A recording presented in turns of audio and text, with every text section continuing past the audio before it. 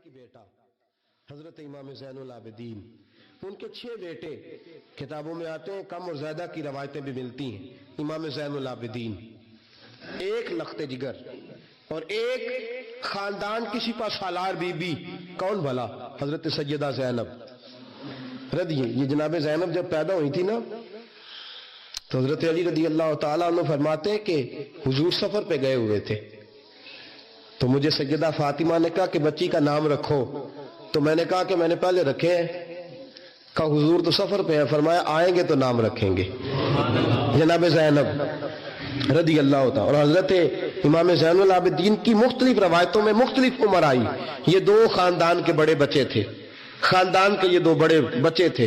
میرے دوستو، یہ جو ایک اہم مسئلہ آپ کے گوش گزار کروں، پہلے یہ ہوتا تھا پہلے کہ خلافت روحانی بھی اور سیاسی بھی ایک ہوتی تھی، امام حسن تک ایک رہی، روحانی خلافت بھی اور سیاسی خلافت بھی ایک رہی۔ مسئلہ تھوڑا باریک ہے، تھوڑا سا آپ کو میرے بات غور سے سننی پڑے گی۔ پہلے خلافت ایک ہوتی تھی، روحانی بھی اور سیاسی بھی۔ حضرت ابو بکر صدیق رضی اللہ تعالیٰ عنہ سیاسی کام بھی کرتے تھے مسجد نبی کے منبر پر بیٹھ کر، اور ساتھ ساتھ لوگوں کو روحانیت کی طرف بھی توجہ دلاتے تھے، اللہ بھی سکھاتے تھے، لوگوں کو نماز بھی پڑھاتے تھے، جمعہ بھی پڑھاتے تھے، سارا کچھ ہوتا تھا۔ جناب امام حسن تک یہ کام رہا، حضرت عمر فاروق، حضرت عثمان غنی، جناب علی مرتضیٰ اور امام حسن تک یہ سلسلہ رہا۔ پھر خلافت 2 حصوں میں بٹ گئی، ایک ہو گیا سیاسی خلیفہ جو حکومت چلائے، اور ایک ہو گیا روحانی خلیفہ جو لوگوں کو اللہ بتائے۔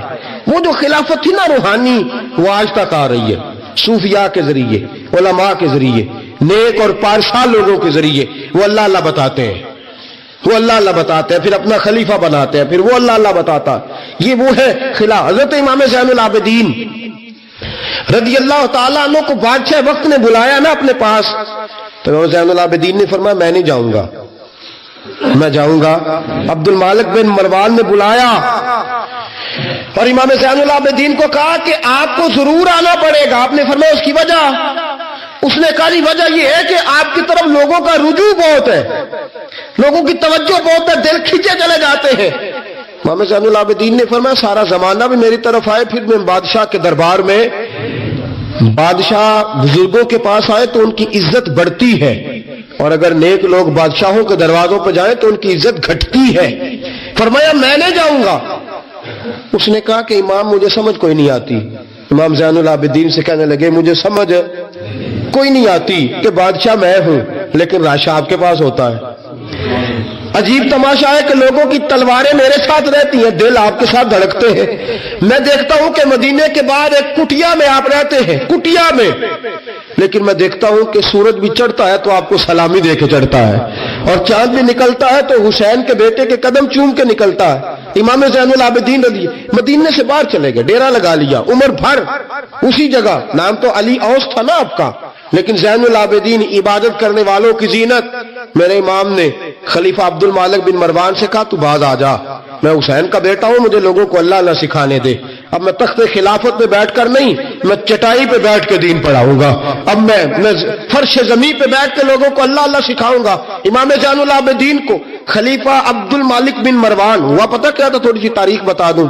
یزید کے مرنے کے بعد اس کا بیٹا آیا، وہ 40 دن تک رہا، میں نے 10 محرم کو بتایا تھا۔ اس نے کہا میں اپنے باپ کو بھی اس قابل نہیں سمجھتا تھا، چھوڑ کے چلا گیا۔ اس کے بعد حضرت عبداللہ ابن زبیر رضی اللہ تعالیٰ عنہ جو تھے، وہ کیونکہ مکہ اور مدینہ اور حجاز کے لوگوں نے انہیں اپنا امیر بنا لیا تھا، جب یزید کے بیٹے نے خلافت چھوڑی تو وہ پورے ملک کے ایک جو ہے وہ امیر بن گئے۔ ان کے درمیان ہی مروان نے سازش کی، مصر اور شام پہ اس نے اپنا تسلط جما لیا۔ مروان مرتے وقت اپنے بیٹے عبد المالک بن مروان کو بنا گیا امیر۔ عبد المالک بن مروان بڑا ظالم، بڑا خونخوار، بڑا بد تہذیب آدمی تھا۔ امام زین العابدین سے کہنے لگا کہ آپ کو آنا پڑے گا۔ آپ نے فرمایا میں کوئی نہیں آؤں گا۔ اس نے امام زین العابدین کو گرفتار کرایا۔ بہت سارے بزرگوں نے لکھا ہے، بالخصوص امام کشیری نے رسالہ میں لکھا، گرفتار کرایا، ہاتھوں میں بیڑیاں، پیروں میں بیڑیاں۔ امام زین العابدین جس طرح نکلے تھے نا کربلا سے اور دمشق آئے تھے گرفتاری کے عالم میں، اور پھر دمشق سے مدینے آئے تھے، اسی عالم میں پھر گرفتار کرایا، اور خلیفہ عبد الملک بن مروان کے سامنے جب امام زین العابدین پہنچے تو آپ نے کہا کہ تو نے دیکھا ہے نا میرے باپ کے قاتلوں کا کیا انجام ہوا تھا، تو نے دیکھا ہے میرے باپ کے قاتلوں کا، بعد آ جا۔ اس نے کہا کہ یزید کے پاس طاقت تھی، اس نے آپ کو گرفتار کرا لیا تھا، اب میرے پاس طاقت ہے، میں نے بھی گرفتار کرا لیا ہے۔ امام زین العابدین سے کہنے لگا آپ کے پاس طاقت ہے تو دکھائیے، آپ کے پاس ہے طاقت تو دکھائیے۔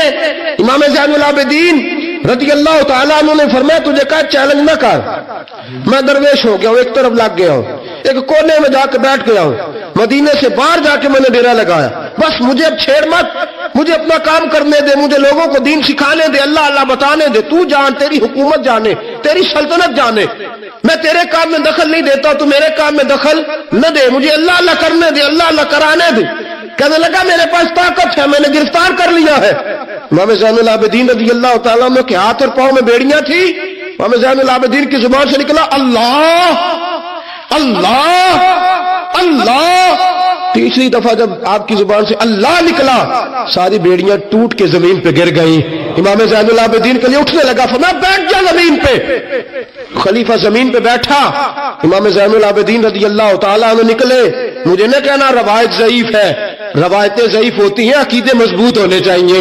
حضرت امام زین العابدین پلٹے اور پلٹ کے کہنے لگے طاقت پہلے بھی ہمارے پاس تھی، طاقت آج بھی ہمارے پاس ہے، جب رب کہتا ہے ہم استعمال نہیں کرتے، اور جب کہہ دیتا ہے تو ہم استعمال کرنا شروع کر دیتے ہیں، بس اللہ کی رضا پہ راضی ہے۔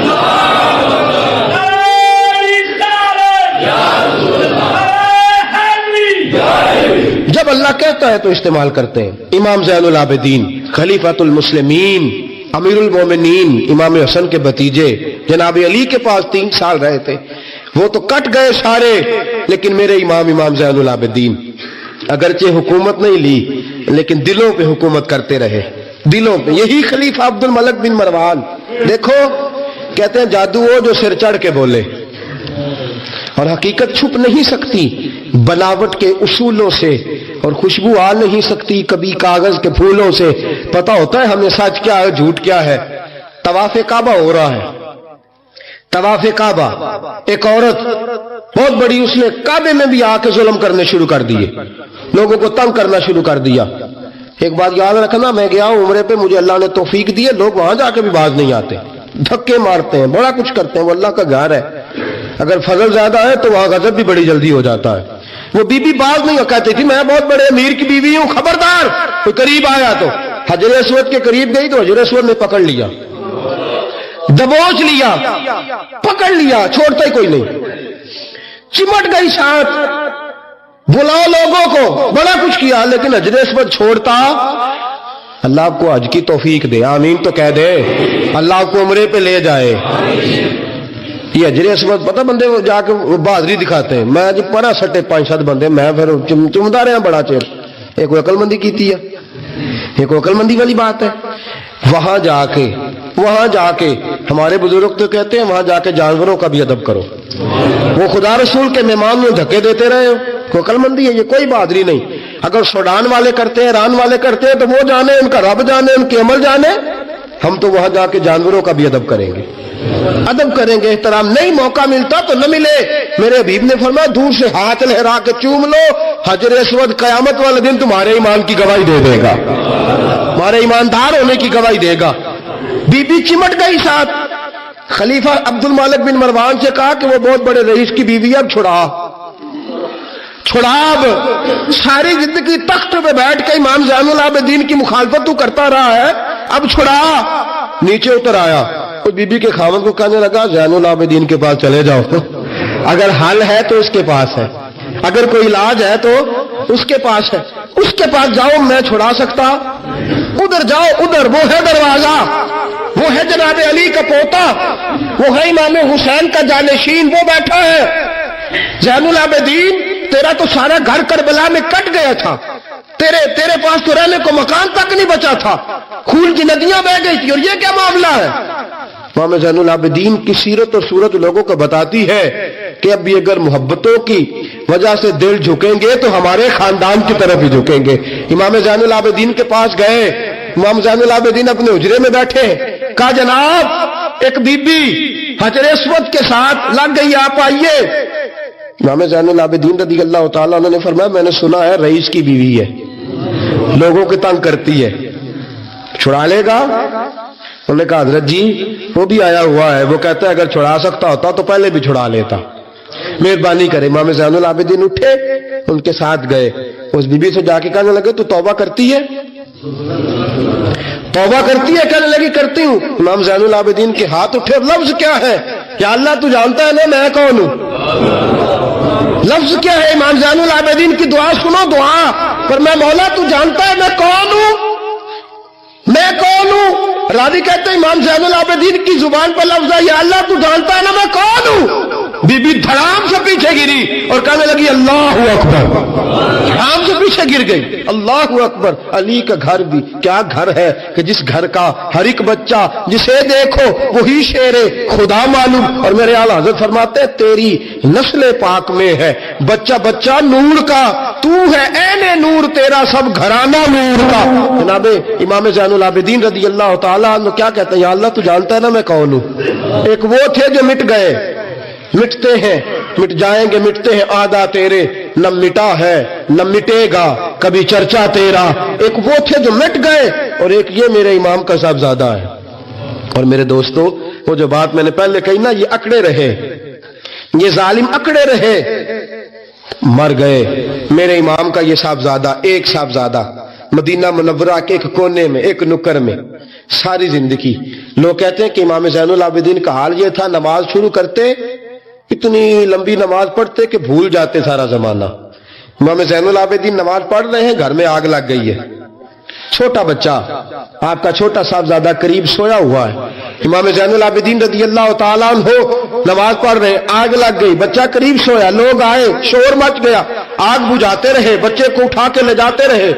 नमाज के बाद इमाम ज़ैनुल आबिदीन ने देखा, फरमाया ये क्या है, ये खाक किस किस्म की? उन्होंने कहा हज़रत जी घर में आग लग गई थी, आपको पता ही नहीं? कहा क्यों, क्या हुआ? कहा हम सारा जमाना आग बुझा रहा था, आप नमाज पढ़ रहे थे। फरमाया तुम दुनिया की आग बुझा रहे थे, मैं नाना मुस्तफा की उम्मत पर दोज़ख की आग बुझा रहा था। तुम दुनिया की आग बुझा रहे थे, मैं हुजूर की उम्मत के लिए दोज़ख की आग बुझा रहा था। तुम दुनिया की बुझाते रहे, मैं दोज़ख की बुझा रहा था। ये इमाम ज़ैनुल आबिदीन है, वो सारे मिट गए। और ये इमाम कैसी आजिज़ी, कैसी इनकिसारी। हजरत इमाम हसन बसरी ये खलीफा है इमाम ज़ैनुल आबिदीन के भी, और खलीफा है हजरत इमाम बाकर के भी। इमाम बाकर इमाम ज़ैनुल आबिदीन के बेटे हैं, इमाम जाफर सादिक उनके पोते हैं। हजरत इमाम ज़ैनुल आबिदीन रज़ी अल्लाह तआला अन्हु के बारे में हजरत हसन बसरी फरमाते हैं कि रात का सन्नाटा था, काबे में उस वक्त इतना राश नहीं होता था, मैं करीब ही ठहरा हुआ था। आधी रात का वक्त एक नौजवान के रोने की आवाज आई, या अल्लाह मेरे गुनाह बख्श दे, या अल्लाह मुझे माफ कर दे, या अल्लाह मुझे माफ कर दे। वो चीखता। इमाम हसन बसरी फरमाते हैं कि मैं सोया हुआ था अपने उजरे में, काबे के करीब ठहरा हुआ था। फरमाते हैं कि मेरी उस नौजवान की आहोजारी की वजह से मेरी आंख खुल गई, उसकी तड़प की वजह से मैं उठा। तो फरमाते हैं कि मैंने सोचा बहुत बड़ा कोई गुनाहगार आ गया है। फरमाते हैं कि वो क्या कहता है, जब मैं उठा हूं, काबे के करीब गया हूं कि जाकर तसल्ली देता हूं, तो उसकी जुबान से जुमला निकला, कहने लगा या अल्लाह मुझे कयामत में जलील न करना, ऐ अल्लाह अगर मेरे अमल अच्छे नहीं तो मुझे कयामत के दिन अंधा करके उठाना, मैं तेरे नेक बंदों के सामने क्या जवाब दूंगा। फरमाते वो नौजवान तड़पता है, रोता है। हजरत हसन बसरी फरमाते कि मेरे पहुंचते पहुंचते वो इतना बुलंद आवाज से तड़पने लगा कि बेहोश होकर जमीन पे गिरा। आप फरमाते मैं करीब गया, उस नौजवान के करीब गया तो बड़ी खूबसूरत खुशबू मुझे आई। फरमाते मेरे दिल में ख्याल था तसल्ली दूंगा कि बेटा ठहर जा, मैं भी दुआ करता हूं, तू भी दुआ कर, अल्लाह बड़ा मेहरबान है, माफ कर देगा। फरमाते हैं जब मैंने उस नौजवान के चेहरे से जुल्फे हटाई, गर्द साफ की, तो मेरे पांव तले से जमीन निकल गई। ये तो इमाम हुसैन का बेटा ज़ैनुल आबिदीन है, ये तो इमाम हुसैन के लख्त जिगर, अलीउल मुर्तजा के जिगर पारे जनाब सैयदा फातिमा के नूर नजर है। ये तो हजरत शहर बानो शहजादी के बेटे हैं। इतनी इतनी तड़प, इतनी बेचैनी, इतना अल्लाह से ताल्लुक। हजरत हसन बसरी फरमाते कि कदमों पे गिरा, पांव चूमे। इमाम ज़ैनुल आबिदीन की आंख खुली तो कहा हसन बसरी ना कर, ना कर, तू बुजुर्ग है। इमाम ज़ैनुल आबिदीन उठ के बैठ गए। حضرت حسن بصری رحمتullah تعالی علیہ فرماتے ہیں میری آہ نکل گئی، آنسو میرے بہہ گئے. میں نے کہا زین العابدین کہاں سے دل لے کے آئے ہو تم لوگ، اور کہاں سے سنوارا ہے خدا نے تمہارے خاندان کو؟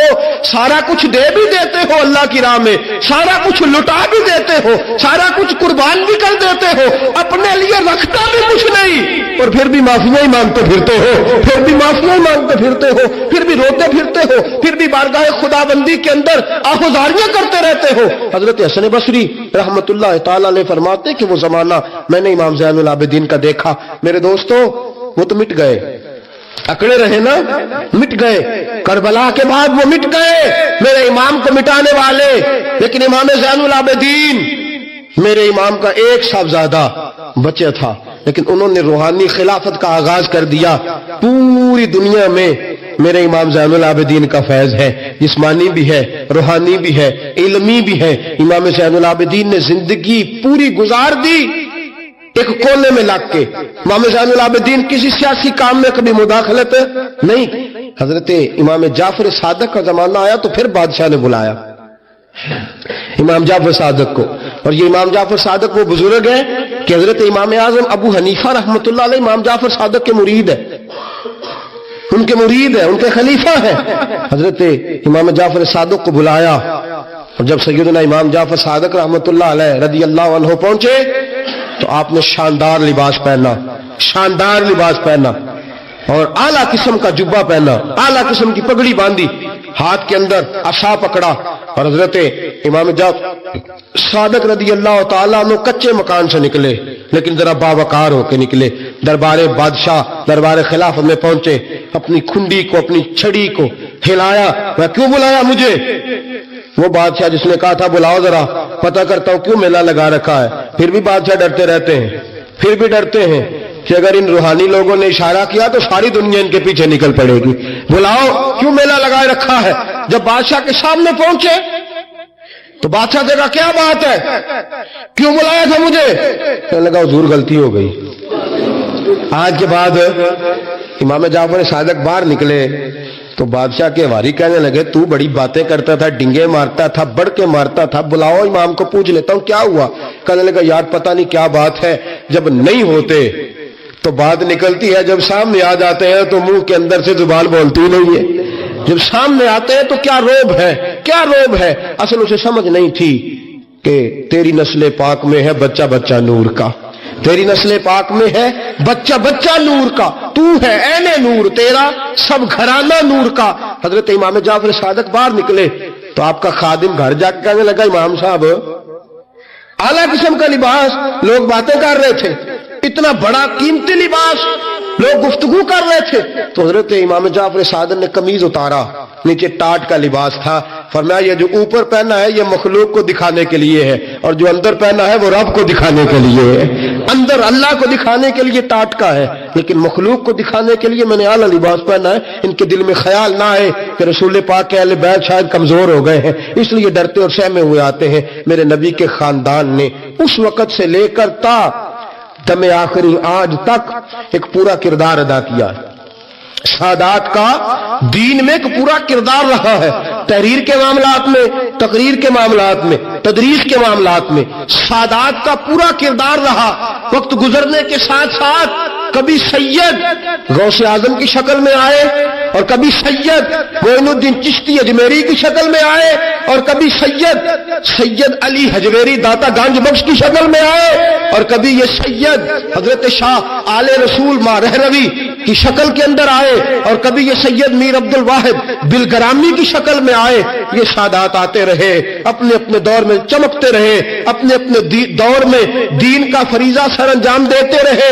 انہوں نے پھر اعلان حکومت والوں کو کہا کہ ٹھیک ہے اگر تم سمجھتے ہو کہ اس طرح ہمیں دین نہیں پھیلانے دیتے تو ہمیں اللہ نے توفیق دی ہے، ہمیں اللہ نے طاقت دی ہے، اللہ نے ہمیں روحانیت دی ہے، ہم اس روحانی طرز کے ساتھ دین پھیلائیں گے. میرے دوستو اگرچہ قوت اور اقتدار بھی ہمیشہ انہی کے پاس رہا. کربلا میں جو بھی آیا آپ دیکھ لیجئے نا، یزید کے 14 بیٹے بتائے جاتے ہیں، کوئی بھی نہیں کہتا میں یزید کی اولاد میں سے ہوں. امام زین العابدین ایک ہی بچے تھے نا کربلا میں. آپ کو گلی گلی سید ملیں گے، نگر نگر سید ملیں گے، جگہ جگہ رسول پاک کی اولاد ملے گی. میرے دوستو یاد رکھنا جو ظلم کرتا ہے اور ظلم میں بڑھتا ہے وہ بچتا نہیں، اس کا نام مٹ جاتا ہے، اس کا کردار نفرت کی علامت بن جاتا ہے۔ زندگی آپ بھی گزار رہے ہیں، وقت میں بھی بتا رہا ہوں، یاد رکھنا، خیال رکھنا، اگر ظالم بنو گے تو مٹ جاؤ گے، اگر ظالم بنو گے تو ختم ہو جاؤ گے، اگر ظالم بنو گے تو تمہارا نام لینا لوگ پسند نہیں کریں گے۔ ظلم کا نشان بن کے نہ رہنا، محبت کی علامت بن کے رہنا۔ اگر کبھی مار بھی کھانی پڑی تو وقتی طور پہ کھا جانا، تھوڑی دیر کے لیے مار کھا کے دیکھنا، کبھی کبھی مار کھانے میں بھی بڑی عزت ہوا کرتی ہے، کبھی کبھی مار کھانے اور برداشت کرنے میں بھی بڑا وقار ہوتا ہے۔ کبھی یہ بھی کر کے دیکھو، اس میں بھی ایک ذائقہ ہے، اس میں بھی ایک لطف ہے۔ میرے عزیزوں، جو ظلم کرے گا نہیں رہے گا، جو ظلم کرے گا اگر کتنے بھی اس کی ہاں اولادیں ہو جائیں اس کا نام نہیں چلے گا۔ جو محبت کرے گا، جو مار کھائے گا، خواجہ معین الدین چشتی نے بڑی مار کھائی، داتا علی اجمیری نے ہندوؤں سے بڑی مار کھائی، حضرت غوث پاک جیلانی کو بڑا ستایا گیا، یہ مار تو کھاتے رہے لیکن پیغام حق پہ ڈٹے رہے۔ جسے مار کھانی آ جائے، مار کھانی، بلکہ ملا رومی فرماتے ہیں جسے کٹنا آ جائے وہ بچ جاتا ہے، جسے قربان ہونا آ جائے اسے عزت مل جاتی ہے۔ جو برداشت کرنا سیکھ جاتا ہے وہ محبت کی علامت بن جاتا ہے۔ میدان کربلا نے یہ سبق دیا کہ اگر وقتی طور پہ مار کھانی پڑی تو ذرا کھا کے دیکھنا، لیکن کھانا حق کے رستے میں، کھانا حق کے رستے میں۔ اور ایک اور بات بھی ذہن کے اندر رکھیے، ضروری نہیں کہ کسی جگہ پہ کثرت ہو جائے، زیادہ ہو جائے تو وہ حق کی علامت ہی ہو۔ ہمیشہ کثرت حق کی علامت، اتبعوا سواد العظم والا معاملہ دوسرا ہے، لیکن کثرت ہمیشہ صداقت کی علامت نہیں ہوتی۔ یزید کے ساتھ تھے تو بہت زیادہ، لیکن کبھی بھی دل کے ساتھ انہوں نے یزید کی سپورٹ نہیں کی، تھے بہت امام حسین کے ساتھ، اس وقت تو تھوڑے تھے، لیکن ذرا آج تک دیکھیے کتنے ہیں جو امام حسین سے پیار کرتے ہیں، میدان کربلا سے لے کر آج تک۔ اور پھر کسی نے کہا تھا نا، انسان کو بیدار تو ہو لینے دو، ہر شخص پکارے گا ہمارے ہیں حسین۔ پھر دیکھنا صبح قیامت تک کتنے ہیں۔ حق کے نام پہ ڈٹ جاؤ، اگر تم ایک بھی ہوئے، دو بھی ہوئے، 10 اور 12 14 بھی ہوئے، رہنا حق پہ قائم رہنا۔ مار کھا کے دیکھنا، اس میں بھی بڑی لذت ہے۔ ظلم سے بچنا، ظلم بہت بڑا عیب ہے، ظلم بہت بڑی بیماری ہے۔ دعائیں کراتے ہو نا پیروں سے، بزرگوں سے، ماں باپ سے، اور اگر دعا مل جائے نبی پاک صلی اللہ علیہ وسلم سے، حضور سے اگر دعا مل جائے، اجابت کا جوڑا، عنایت کا صحرا، دلہن دلہن دلہن بن کے نکلی دعائے محمد، اور اجابت نے جھک کر گلے سے لگایا بڑی ناز سے جب دعائے محمد صلی اللہ تعالی علیہ وسلم۔ کیوں کہ خدا کی رضا چاہتے ہیں، دو عالم خدا چاہتا ہے رضائے محمد صلی اللہ تعالی علیہ وسلم۔ حضور نے دعا دی ہے، نبی کریم علیہ السلام دعا دیتے ہیں، کریم فرماتے ہیں اے اللہ اس کے چہرے کو تر و تازہ رکھنا جو میری حدیثیں یاد کر کے آگے بیان کرتا ہے۔ یہ کتنی عظیم دعا ہے۔ تو علم دین کا شوق پیدا کریں، آپ کی طبیعت میں ہو کہ میں نے دین کا علم حاصل کرنا، اور کرنا کس لیے، یہ بڑا بنیادی مسئلہ ہے۔ دین کا علم حاصل کرنا ہے اپنی تربیت کے لیے، تقریروں، وعظوں، مباحثوں، مناظروں کے لیے نہیں۔ مناظرہ کریں گے علماء، کبھی ضرورت پڑے گی تو علماء حق احقاق حق کے لیے کریں گے، لیکن عوام کی بات کر رہا ہوں۔ ہم پتہ کیا کرتے ہیں، مجھ سے ایک طالب علم نے کہا میں مطالعہ کرنا چاہتا ہوں، کہاں سے شروع کروں؟ میں نے کہا آپ تو مطالعہ اس لیے کرنا چاہتے ہیں کر کے تقریریں کریں، جمعے پڑھائیں، تو وہ تو نہیں ہوتا۔ آپ تو اس لیے کتاب و سنت پڑھیں کہ آپ کے ذہن میں ذخیرہ آئے، آپ کا دل نورانی ہو، آپ کی اپنی تربیت ہو، آپ اس لیے پڑھیں۔ پھر چلے اللہ موقع دے گا، کبھی بیان کرنے کی باری آئے گی تو بیان بھی کر لینا، لیکن اگر محض اس لیے پڑھا نا میں نے آگے سنانا ہے، تو پھر وہ والا ذوق نہیں پیدا ہوگا جو ایک بندہ مومن کو کتاب و سنت سے شغف ہوتا ہے۔ پڑھنا کس لیے؟ اس لیے کہ ہماری تربیت ہو، ہم عمل کریں، پڑھ کے عمل کریں۔ پرانے لوگ کوئی چیز سیکھتے تھے پھر اس پر عمل کرتے تھے۔ حضرت انس بن مالک رضی اللہ تعالیٰ عنہ فرماتے ہیں ایک صحابی اپنا گھر بنا رہے تھے اور چھتوں تک پہنچ گیا تھا، گھر دیواریں بلند ہو گئی تھی، تو میں ان کے قریب سے گزرا میں مسجد میں نماز کے بعد بیٹھ گیا سرکار کی عالی مرتبت بارگاہ میں، اور وہ آ گئے تھے نماز کے فوراً بعد۔ میں ان کے قریب سے گزرا تو السلام علیکم کہا تو وہ مجھ سے فرمانے لگے کہ آپ مسجد میں بیٹھ گئے تھے، میں تو آ گیا تھا، کوئی نئی آیت تو نہیں نازل ہوئی؟ تو میں نے کہا ایک آیت میں سن کے آیا ہوں نا۔ کہا وہ کون سی؟ فرمایا اللہ فرماتا ہے اقترب للناس حسابهم وهم فی غفلۃ معرضون، لوگوں کے حساب کا وقت قریب آ گیا ہے اور وہ ابھی بھی غفلت میں منہ پھیرے ہوئے۔ فرماتے میں نے انہیں آیت سنائی اور میں آگے گزر گیا، مجھے پیچھے سے کچھ گرنے کی آواز آئی، میں نے پلٹ کے دیکھا تو وہ دیوار سے چھلانگ لگا کے نیچے آ گئے تھے۔ میں واپس ہوا، میں نے ان سے کہا مکان نہیں بنانا۔ کہنے لگے آپ نے تو کہا ہے قیامت کا حساب کا وقت قریب آ گیا ہے، ابھی آپ نے آیت سنائی ہے تو میں اب آخرت کی تیاری کروں گا۔ تو وہ جو سنتے تھے وہ ان پر اثر انداز ہوتا تھا، عمل کرتے تھے۔ لن تنالوا البر حتى تنفقوا مما تحبون، جب یہ آیت نازل ہوئی کہ تم ہرگز بھلائی کو نہیں پہنچ سکتے جب تک اپنی پیاری چیز خرچ نہ کرو، تو جس صحابی کو گھوڑا پیارا تھا وہ گھوڑا لے کے آ گئے، جن کو باغ پیارا تھا انہوں نے وہ باغ پیش کر دیا، اور کہیں کسی بزرگ کو شکر سے پیار تھا تو وہ شکر کی بوریاں خیرات کرنے لگے۔ پیار وہ عمل کرتے تھے۔ ہمارے ہاں لوگ کوئی مسئلہ پوچھتے ہیں تو لڑائیاں کرتے ہیں، بحث کرتے ہیں، وہ میں جی فلانی جگہ سے مسئلہ سن کے آیا ہوں، ہمارے امام صاحب تو ایسا نہیں کرتے، حالانکہ مسئلہ چاہے خالص فروئی ہو، اولا غیر اولا کا مسئلہ ہو، لیکن لوگ بحث کرتے، اتنی بحث کرتے ہیں، بعضوں کا لگتا ہے دین دنیا میں آئے ہی بحث کے لیے۔ عمل کریں، اپنی تربیت کریں، اپنے اوپر نافذ کریں۔ سنو، نبی کریم علیہ السلام نے فرمایا جس نے دین کا علم اس لیے حاصل کیا کہ اس سے دنیا کمائے گا یا علماء سے بحث کرے گا، یا ایک جگہ فرمایا جاہلوں پہ رعب جمائے گا۔ جس نے دین کا علم دنیا کے لیے حاصل کیا، فرمایا اس بندے کو اللہ جنت کی خوشبو بھی عطا نہیں کرے گا۔ یہ تو آپ کو عمل کے لیے حاصل کرنا چاہیے، اور گہرائی کے ساتھ حاصل کرنا چاہیے، اور شوق کے ساتھ حاصل کرنا چاہیے، اور آپ کے اندر خاص طلب ہونی چاہیے۔ یہ واعظ و نصیحت سننا، جمعہ پڑھنا، بیان سننا، اس کے لیے خاص طلب اور ذوق طبیعت میں مچلنا چاہیے۔ لیکن وہ ہم ہر چیز کو روایتی لیتے ہیں، ہمارا مزاج نہیں ہوتا۔ میں نے دیکھا ہے کہ لاکھوں روپیہ دے کے لوگ ڈگریاں حاصل کرتے ہیں دنیاوی، مہنگا ترین ٹیچر ہے، فیس دے کر کے اس سے پڑھتے ہیں، لیکن مسجد میں کہا جاتا ہے فری سن لو قرآن اور حدیث۔ لوگ موٹیویشنل اسپیکر کے پاس جاتے ہیں، کئی ہزار کی سیٹ بک کراتے ہیں آگے بیٹھنے کے لیے، اور پھر گھنٹہ 2 گھنٹہ کا لیکچر سنتے ہیں تاکہ طبیعت کسی طرف مائل ہو۔ اور مولانا بیچارے جمعے میں صرف اتنا کہتے ہیں میرا ایک ہی مطالبہ ہے، ذرا ٹائم پہ آ جایا کرو، لیکن ہمارا ارادہ ہی نہیں بنتا، وہ ذوق ہی نہیں، وہ شوق ہی نہیں، مزاج کے اندر وہ طلب نہیں جو ہونی چاہیے۔ میرے عزیز بھائی یاد رکھیے، جب آپ دین کا ذوق پیدا کریں گے، پڑھیں گے، سنیں گے اور سیکھنے کی نیت سے، تو آپ اپنے اندر تبدیلی پیدا کریں، آپ کا ذہن بدل جائے گا۔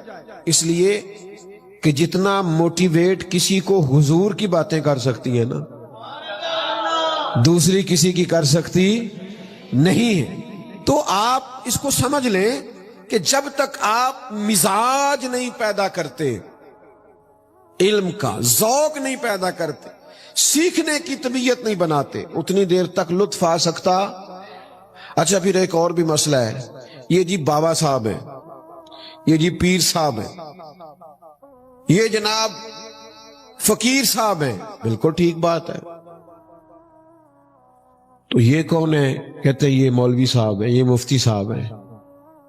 آپ مجھے سچ بتائیں کہ 500 دانے والی تسبیح دے کے ایک بابا صاحب کو اس پلر کے ساتھ بٹھا دیا جائے، اور فقہ کی کوئی کتاب دے کے مفتی صاحب کو اس پلر کے ساتھ بٹھا دیا جائے، تو زیادہ لوگ کدھر جاتے ہیں؟ پھوکا مروان واسطے۔ बाबा जी को, क्योंकि ये इसमें बहुत सारी कोताही इस स्टेज की भी है। मुझे माफ किया जाए तो यहां से भी फलाना फकीर होता है तो फलाना ये होता है तो फलाने की ये करामत होती है। कभी उस फकीर से भी पूछो, उसने भी किसी आलिम की अजमत बयान की है? सवाल ही नहीं पैदा होता। और मैं उलमा से भी अक्सर कहता रहता हूं, आप एहसास कमजोरी का शिकार ना हुआ करें। किसी भी जाहिल को बुला करके आप कहें कि अब सारा कुछ आपकी सरपरस्ती में चलेगा, ऐसा नहीं। आप ही की सरपरस्ती है जिनको पढ़ना पढ़ाना आता है। तो थोड़ा सा हमें भी किसी जगह स्टैंड लेने की जरूरत पड़ेगी। हमारा रवैया क्या है कि वो जी उधर बाबा जी बैठे हैं, लिहाजा सारी दुनिया उधर जा रही, कि बाबा जी सरकार है। मेरे पास एक साहब ना अक्सर आया करते थे और अपने पीर साहब की ना हर रोज कोई 1.5-2 करामतें सुना जाते थे डेली। तो बड़ा मसला होता है, ये आप कह भी नहीं सकते, अखलाक भी इजाजत नहीं देता। तो एक दिन उनके भाई से ना गलती हो गई, अपनी बीवी को 3 तलाकें दे बैठे। तो सुबह सुबह दौड़े दौड़े आए, कहने लगे हजरत साहब वो भरा ने 3 तलाकां देतियां ने, उनकी बनेगा। मैं क्या पीरां नूं पुछ मसला, मैनू जो 2 करामता रोज सुना जाने, उन्होंने पूछ।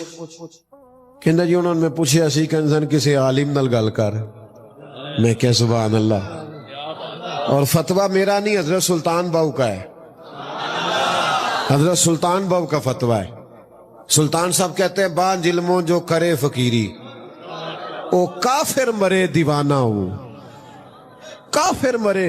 हालांकि बड़ा डाढ़ा फतवा देता है सुल्तान साहब, सीधा काफिर ही आखता ने, ना गुमराह ना कुछ और, सीधा काफिर ही।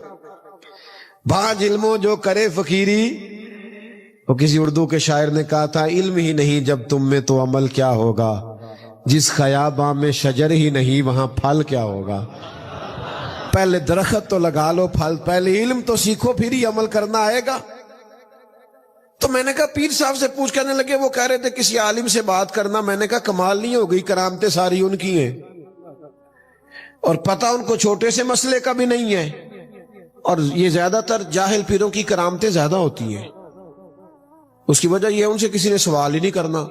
आलिम तो कोई जरा भी बात कर दे तो लोग कहते हैं दलील दो भाई, और बनती भी है पूछना, इसलिए कि वो जाहिर है बात कर रहे हैं।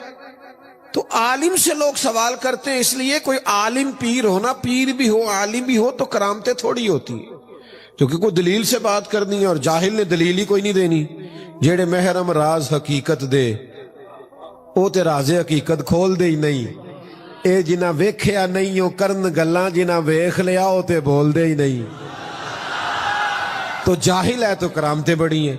तो इल्म बुनियाद है, सीखना सिखाना, पढ़ना पढ़ाना, समझना, तरबियत पाना, ये असल है। हमारे यहां तो बाबा साहब बैठे हो और आलिम बैठे हो तो लोग बाबा साहब की तरफ जाते हैं ना, लेकिन जो नबवी तरबियत है ना, जो नबी पाक सल्लल्लाहु अलैहि वसल्लम ने हमें सिखाया है, वो ये है कि हुजूर मस्जिद में तशरीफ लाए, 2 हलके बने हुए थे, एक जिक्र अज़कार कर रहे थे, एक तालीम व ताल्लुम में मशगूल थे। महबूब बीच में खड़े हो गए, फरमाया दोनों ही खैर का काम कर रहे हैं, लेकिन फरमाया मुझे चूंकि मुअल्लिम बना के भेजा गया है, लिहाजा हुजूर खुद उस हलके में बैठे जहां पढ़ा पढ़ाया जा रहा था।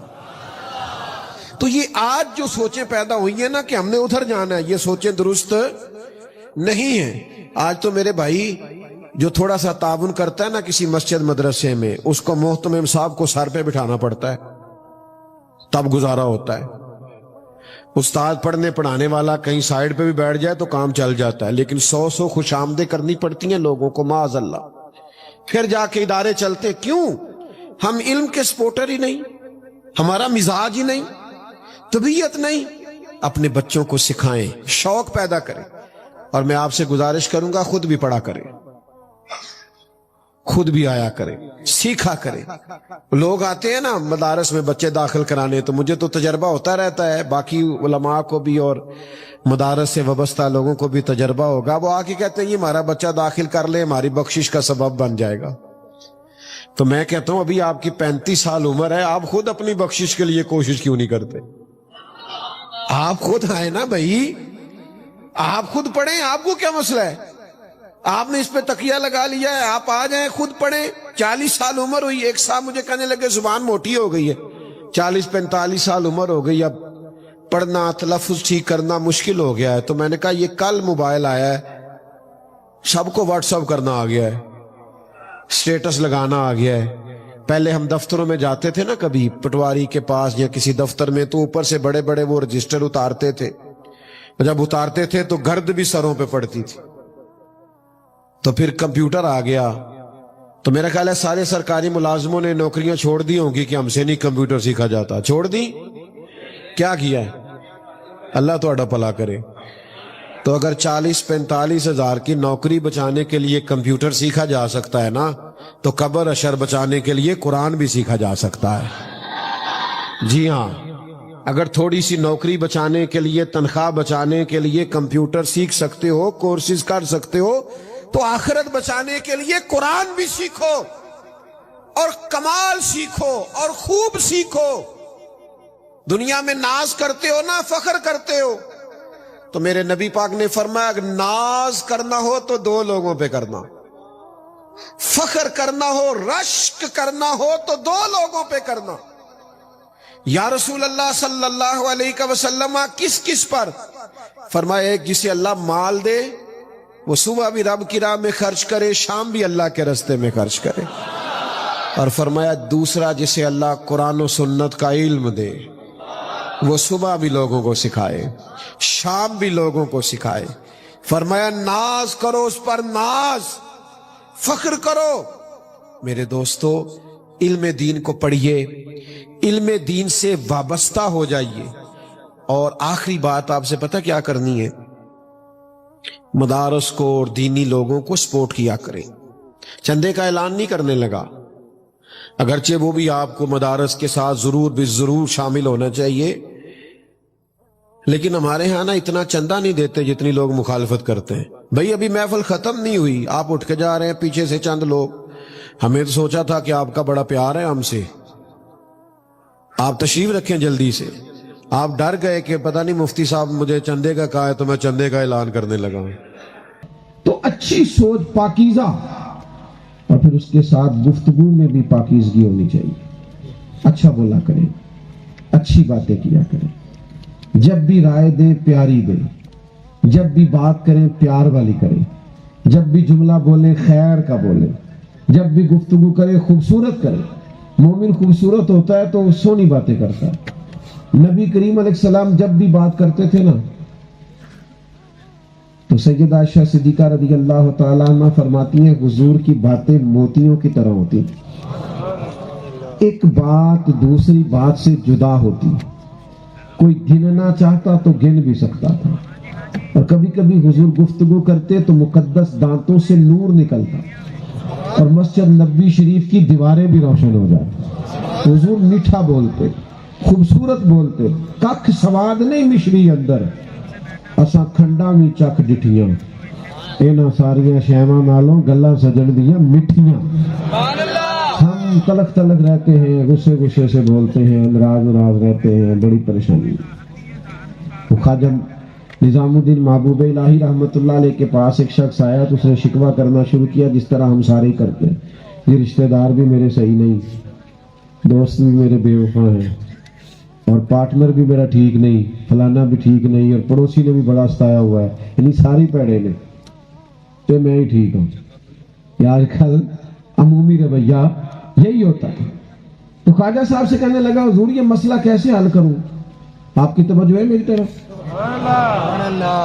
حضرت سلطان المشائخ کہنے لگے نسخہ بتاؤں مسئلہ حل کرنے کا؟ اس نے کہا بتاؤ. فرمایا محبت کیا کر. میں تسی کافی سارے جی چپ نہیں رہے، جو بھی چپ کر گیا. وہ کہنے لگا جی میں کرتا ہوں پھر بھی نہیں ٹھیک ہوتے. اسی بھی یہ کہنے ہیں جی میں بڑی کوشش کر لوں، کہتے ہیں نا میں کرتا ہوں لیکن لوگ پھر بھی ٹھیک. سبحان اللہ. حضرت سلطان المشائخ نے مرید کی پیشانی پہ اور سر پہ ہاتھ پھیرا اور اس کی کمر پہ تھپکی دی. فرمانے لگے پتر ان سارے مسئلوں کے لیے نا، ان ساری بیماریوں کے لیے نسخہ ایک ہی ہے کہ محبت کرنی ہے. ایک خوراک سے فرق نہ پڑا تو ذرا خوراکیں بڑھا دینا. پر کرنی محبت ہی ہے, بولنا میٹھا ہی ہے, لب و لہجہ خوبصورت ہی رکھنا ہے, تلک تلک باتیں کرنا. کچھ بندے کہتے ہیں میں گھر جانا تو بچے میرے ڈر جاندے نے. میں کہ کیوں جی آپ اتنے خوفناک کیوں ہیں؟ نبی پاک علیہ الصلوۃ والسلام کی خدمت میں تو بچے, حضور تو نماز پڑھنے آتے تھے تو نمازیاں نماز سے ساتھ آ جاتے. آپ نے سنا ہوا نہیں, پڑھا ہوا نہیں کہ حضور نماز پڑھ رہے ہیں اور سرکار کے شانوں والے نواسے کندھوں پہ آ گئے. تو آپ کو کس نے یہ حق دیا ہے کہ آپ پیار ہی نہ کریں, آپ تلخ باتیں کریں, آپ کے رویے کے اندر مٹھاس ہی نہ ہو, لطف ہی نہ ہو؟ حضور بچوں سے پیار کر رہے تھے. ایک شخص بول کے کہنے لگا آپ بچوں سے بڑی محبت کرتے ہیں, میں تو نہیں کرتا. تو کریم فرمانے لگے اگر تیرے دل سے محبت نکل گئی ہے تو میں کیا کروں, مجھے تو اللہ نے رحمت للعالمین بنایا. تو یار ذرا میٹھی بات کریں, کوئی خیر کا جملہ بولیں. یہ مشکات شریف کی حدیث یاد رکھیے گا. حضور علیہ الصلوۃ والسلام نے ارشاد فرمایا کبھی کبھی تم بات کرتے کرتے ایسی میٹھی بات کرتے ہو, پیاری بات کرتے ہو, رب کو اتنی پسند آتی ہے کہ ایک جملے کی برکت سے اللہ تمہارے لیے جنت کا فیصلہ فرما دیتا ہے. اور فرمایا کبھی کبھی بات کرتے کرتے تم ایسی تلخ بات کرتے ہو یا ایسی غلط بات کرتے ہو جو اللہ کو ناراض کر دیتی. بات ایک ہی ہوتی ہے لیکن اللہ تعالیٰ اس ایک جملے کی وجہ سے تمہارے لیے جہنم کا فیصلہ کر دیتا. تو ذرا میٹھا بولیں, ذرا پیار سے بولیں, ذرا لب و لہجے میں خلوص لائیں, ذرا محبت کا انداز اختیار کریں. ہم نہ پیار نہ کرتے ہیں نہ محبتیں بانٹتے ہیں, اپنی ذات کے لیے ہر وقت غصے میں رہتے ہیں. میرا فلانا کام نہیں ہوا تو میرا فلانا کام نہیں ہوا. اگر کبھی لہجے میں وہ حسن آئے نا جو حضور کا طریقہ ہے, وہ طہارت. ایک دن نا نبی کریم علیہ السلام نے سیدہ عائشہ صدیقہ سے فرمایا, حضور فرمانے لگے عائشہ ایک بات کروں آپ کے ساتھ؟ یا رسول اللہ کیجیے. فرمایا جب آپ مجھ سے خوش ہوتی ہیں پھر بھی مجھے پتہ چل جاتا ہے, اور جب ناراض ہوتی ہے تو پھر بھی پتہ چل جاتا ہے. تو حضرت عائشہ صدیقہ کہیں گے یا رسول اللہ وہ کیسے؟ فرمایا آپ اکثر قسم اٹھاتی ہیں؟ حضور اٹھاتی ہوں. فرمایا جب خوش ہوتی ہو تو کہتی ہو مجھے محمد عربی کے رب کی قسم. اور جب تمہیں محسوس ہوتا ہے نا کہ مجھے محسوس ہوتا ہے نا تمہارے دل میں کوئی بات ہے, کسی اور زوجہ محترمہ کے پاس وقت گزر گیا ہے یا کسی بات پہ تمہارے دل میں کوئی بات ہے تو قسم اٹھاتی ہو تو کہتی ہو مجھے حضرت ابراہیم کے رب کی قسم. تو سیدہ عائشہ صدیقہ فرماتی ہیں میں تمہیں بتا نہیں سکتی میری روح کتنا پرواز کر رہی. گویا زبان حال سے میں تڑپ رہی تھی کہ یا رسول اللہ آپ اتنا خیال کرتے, یہاں تک احساس فرماتے, جملوں تک کا تصور آپ اس سے بناتے ہیں کہ یار کوئی کیا سوچ رہا ہے, اتنا میٹھا لہجہ. سیدہ فوراً بولی, عرض کرنے لگی یا رسول اللہ میرے لبوں سے نام ہی جاتا ہے, میرے دل میں آپ ہر وقت موجود رہتے ہیں. تو میرے بھائی تھوڑا سا میٹھا, تھوڑا سا پیار, تھوڑا زبان کی طہارت, تھوڑا سوچ سمجھ کے جملے. کچھ لوگ نا ایسی بات کرتے ہیں جو ان کی شخصیت سے میچ نہیں کرتی. ان کا قد بہت ہوتا ہے, منصب بڑا ہوتا ہے, عمر بڑی ہوتی ہے, عہدہ بڑا ہوتا ہے, لیکن کسی وقت ایسی کمزور بات کرتے کہ محسوس ہوتا ہے کہ یار تمہیں یہ بات کرنی نہیں چاہیے. تو بڑا میٹھا بولیں, پیارا بولیں, وزادار بولیں. وقت اتنا نہیں ہے, میں تو کچھ اور مضمون بیان کرنا چاہ رہا تھا, پھر مجھے وقت کے بارے میں بتایا گیا کہ اس وقت تک ہمیں دعا کی طرف بڑھنا ہے, تو میں اپنے مضمون کو کسی اور سمت لے گیا اور ایک اور مضمون میں نے چھیڑ دیا. اس طرح سوچے پاک رکھنی ہے نا, اور زبان پاک رکھنی ہے, اسی طرح دل بھی پاک رکھنا ہے. دل پہ بوجھ نہیں کوئی ہونا چاہیے. پاک ہوئے تو پاک ہی ملتا ہی, بنا پاکوں پاک نہیں ملتا. پاک ہوئے تے پاک ہی ملتا ہی, بنا پاکوں پاک نہیں ملتا. سارے جسم دے دھون دے نالوں ایک کو تولا ٹکڑا دل دا. دل کو صاف رکھے, اس پر کوئی بوجھ نہ رکھے, عداوت نہ رکھے, کسی کے لیے حسد نہ رکھے, تکبر نہ رکھے. دل کھلا, گنجائش والا, وسیع. کیا کہا تھا حضرت سلطان صاحب نے, دل دریا سمندروں ڈونگے, کون دلاں دیاں جانے. کیا فرمایا تھا انہوں نے کہ 14 طبق دلے دے اندر تے تمبو وانگو تانے. تو دل مضبوط ہونا چاہیے، وسیع ہونا چاہیے، اس میں وسعت ہونی چاہیے، اس کے اندر جناب صفائی ہونی چاہیے. مسند امام احمد بن حنبل میں حدیث ہے، حضرت عبداللہ بن عمر رضی اللہ تعالیٰ عنہ فرماتے ہیں میں اور ایک اور صحابی حضور علیہ السلام کی خدمت میں حاضر تھے تو دروازے پہ دستک ہوئی. نبی کریم صلی اللہ تعالیٰ علیہ وسلم نے فرمایا دروازہ کھولو، جنتی آیا. فرماتے ہیں دروازہ کھولا تو بندہ بڑا سادہ سا، جوتے بغل میں دبائے ہوئے، تازہ وضو کیا، پانی کے قطرے داڑھی سے گر رہے، کچھ چند چیزیں پکڑی ہوئی ہیں، سامان ایک طرف رکھا، دست بوسی کی، چند باتیں کی، چلا گیا. ہم ساری رات ناز کرتے رہے اور تیرے نصیبوں پہ قربان جائے.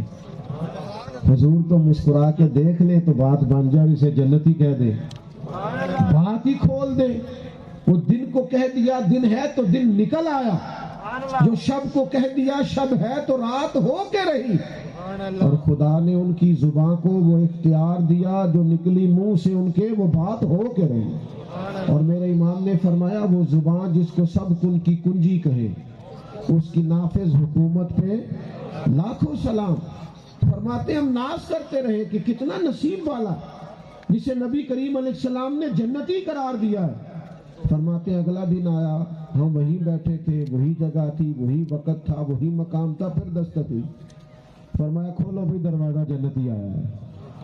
ہم بڑے ناز میں تھے کہ آج ایک اور کے نصیب جاگ گئے، پر لطف کی بات یہ ہے کہ دروازہ کھلا تو ہم حیران ہو گئے، یہ تو وہی بندہ ہے جو کل بھی آیا تھا. دو دفعہ جنت کی بشارت ایک بندے، اسی طرح وہ آیا، کچھ دیر حاضر رہا، رخصت لے کے چلا گیا. فرماتے ہم ساری رات ناز کرتے رہے